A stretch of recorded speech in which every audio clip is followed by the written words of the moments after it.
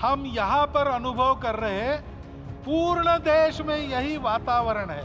आज हमने सुना कि इस प्राण प्रतिष्ठा महोत्सव में पधारने के पूर्व प्रधानमंत्री जी ने कठोर व्रत रखा। जितना कठोर व्रत रखने को कहा था उससे कई गुना अधिक कठोर व्रताचरण उन्होंने किया। अयोध्या उस पुरी का नाम है जिसमें कोई द्वंद्व नहीं, जिसमें कोई कलह नहीं। रामलला के यहाँ इस युग में आज के दिन फिर वापस आने का इतिहास जो श्रवण करेगा वो राष्ट्र के लिए कर्म प्रवण होगा और उसके राष्ट्र का सब दुख दैन्य। आदरणीय प्रधानमंत्री जी, उत्तर प्रदेश के आदरणीय मुख्यमंत्री जी, आदरणीय राज्यपाल महोदया, देश के आज विद्यमान सभी पंथ संप्रदायों का प्रतिनिधित्व करने वाले हमारे संत ऋषि आचार्य गण और समाज के सब स्तरों का प्रतिनिधित्व करने वाले निमंत्रित महानुभाव, आज का आनंद शब्दों में वर्णनातीत है और उसके वर्णन करने का प्रयास इसके पहले के वक्तव्यों में अच्छा हो गया है। यह भी बता दिया गया है और हम जानते भी हैं कि आज अयोध्या में रामलला के साथ भारत का स्व लौट के आया है।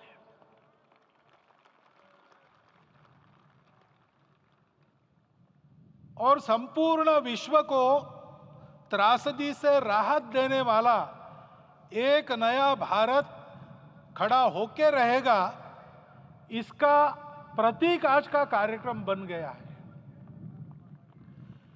ऐसे समय में आपके उत्साह का, आपके आनंद का वर्णन कोई नहीं कर सकता। हम यहाँ पर अनुभव कर रहे हैं, पूर्ण देश में यही वातावरण है।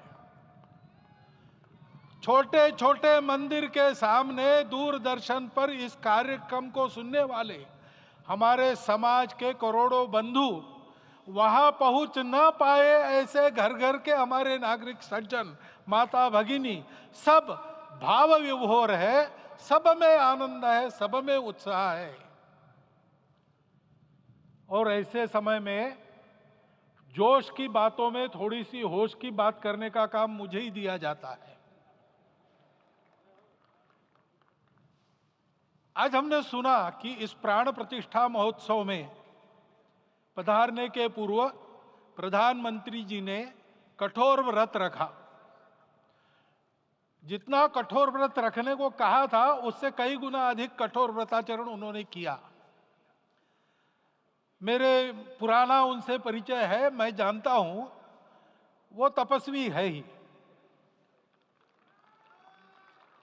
परंतु वो अकेले तप कर रहे हैं, हम क्या करेंगे। अयोध्या में रामलला आए, अयोध्या से बाहर क्यों गए थे, रामायण में क्यों गए थे बाहर, तो अयोध्या में कलह हुआ। अयोध्या उस पुरी का नाम है जिसमें कोई द्वंद्व नहीं, जिसमें कोई कलह नहीं, जिसमें कोई दुविधा नहीं। वो हुआ 14 वर्ष वनवास में गए। वो सब ठीक होने के बाद दुनिया के कलह को मिटा के वापिस आए। आज रामलला वापस फिर से आए हैं 500 साल के बाद। जिनके त्याग, तपस्या, प्रयासों से ये सोने का दिन आज हम देख रहे, सुवर्ण दिवस देख रहे, उनका स्मरण प्राण प्रतिष्ठा के संकल्प में हम लोगों ने कहा, आपने सुना होगा, स्मरण किया। उनकी तपस्या को, उनके त्याग को, उनके परिश्रम को शत बार, सहस्त्र बार, कोटि बार नमन है। रामलला के यहाँ इस युग में आज के दिन फिर वापस आने का इतिहास जो श्रवण करेगा वो राष्ट्र के लिए कर्म प्रवण होगा और उसके राष्ट्र का सब दुख दैन्य हरण होगा, ऐसे इस इतिहास का सामर्थ्य है। परंतु उसमें हमारे लिए कर्तव्य का आदेश भी है। प्रधानमंत्री जी ने तप किया, अब हमको भी तप करना है। राम राज्य आने वाला है, वो कैसा था? दैहिक दैविक भौतिक तापा, राम राज नहीं कहु व्यापा। सब नर करहि परस्पर प्रीति, चलहि स्वधर्म निरत श्रुति नीति। सब निर्दंभ धर्म रत पुनि, नर अरु नारी चतुर सब गुनी। सब गुणज्ञ पंडित सब ज्ञानी, सब कृतज्ञ नहीं कपट सयानी।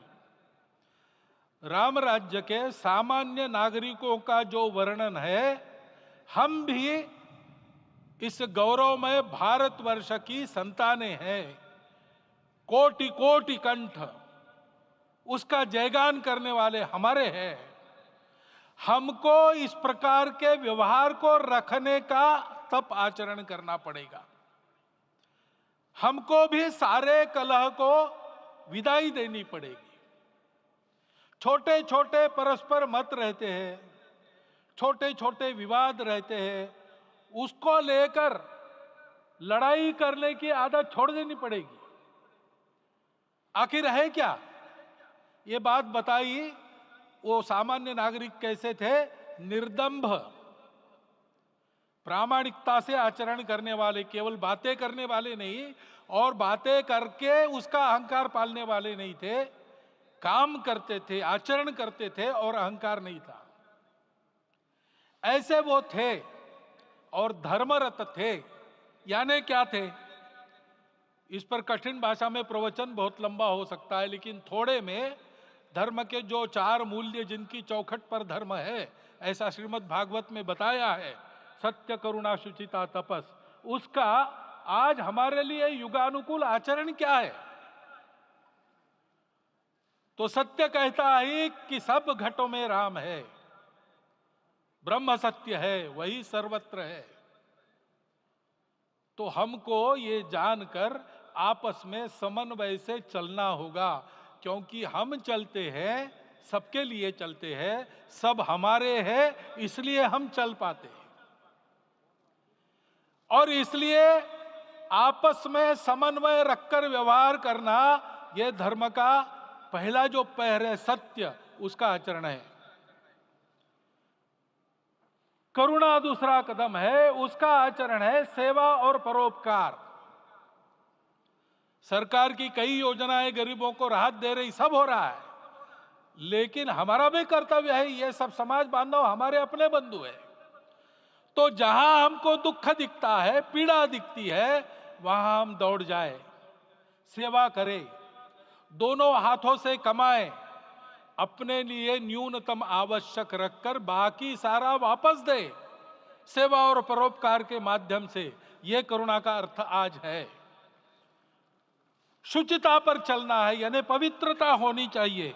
पवित्रता के लिए संयम चाहिए,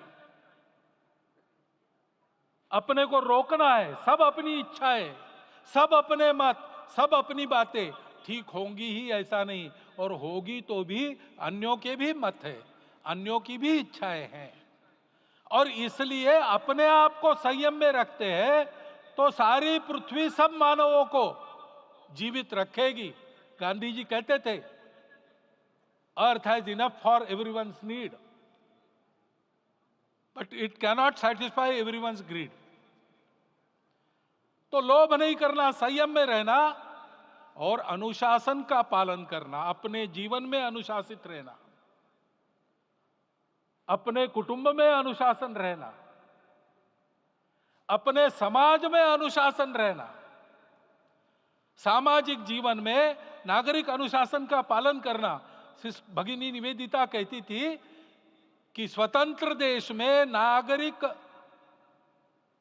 संवेदना रखना और नागरिक अनुशासन का पालन करना, यही देशभक्ति का रूप है। इससे जीवन में पवित्रता आती है।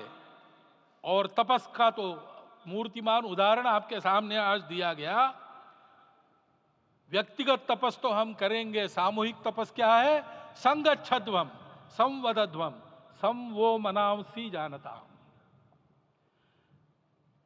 हम साथ चलेंगे, बोलेंगे आपस में, उसमें से एक सहमति का संवाद निकालेंगे, एक ही भाषा बोलेंगे, वो वाणी मन वचन कर्म समन्वित होगा और मिलके चलेंगे, अपने देश को विश्व गुरु बनाएंगे। ये तपस हम सबको करना है। 500 वर्षों तक अनेक पीढ़ियों ने लगकर परिश्रम करके प्राणों का बलिदान देके खून पसीना बहाकर आज ये आनंद का दिन सारे राष्ट्र को उपलब्ध करा दिया। उन सब के प्रति हमारे मन में कृतज्ञता है। मैं यहां बैठता हूं तो मेरे मन में विचार आता है कि मुझे बिठाया, मैंने क्या किया? वो तो जो उन्होंने किया उसका प्रतिनिधि भी मुझे बनाया गया है। उस प्रतिनिधि के नाते मैं ये अवदान स्वीकार करता हूं और उन्हीं को अर्पण करता हूं। परंतु उनका ये व्रत हमको आगे लेके जाना है। जिस धर्म स्थापना विश्व में करने के लिए राम का अवतार हुआ था, उस धर्म स्थापना को अनुकूल स्थिति अपने आचरण में अपने देश में उत्पन्न करना, यह अपना कर्तव्य बनता है। रामलला आए हैं हमारे मन को आह्लादित करने के लिए, उत्साही करने के लिए, प्रेरणा देने के लिए, साथ साथ इस कर्तव्य की याद दिलाकर उसमें कृति प्रवण करने के लिए आए हैं। उनका आदेश सर पे लेके हम यहां से जाए। सब लोग तो यहां आ नहीं सके, लेकिन वो सुन रहे, देख रहे। अभी इसी क्षण से इस व्रत का पालन हम करेंगे तो मंदिर निर्माण पूरे होते होते विश्व गुरु भारत का निर्माण भी पूरा हो जाएगा। इतनी क्षमता हम सबकी है। इसका मैं एक बार स्मरण देता हूं, आप सबको धन्यवाद देता हूं और मेरे 4 शब्द समाप्त कर। अगर आप ये वीडियो YouTube पर देख रहे हैं तो हमारे चैनल को सब्सक्राइब करें और बेल आइकन को दबाना ना भूलें। अगर आप Facebook पर ये वीडियो देख रहे हैं तो हमारे पेज को लाइक करें।